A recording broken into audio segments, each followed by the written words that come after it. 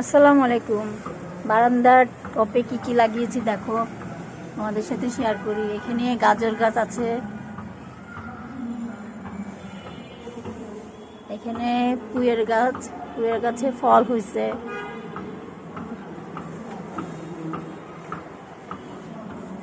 এদিকে বেগুন গাছ, এই প্রথম বেগুন গাছ লাগিয়েছি,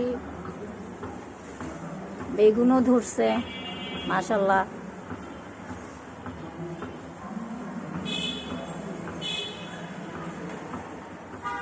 টমেটো গাছে এই প্রথম লাগিয়েছি, টমেটো ধরছে।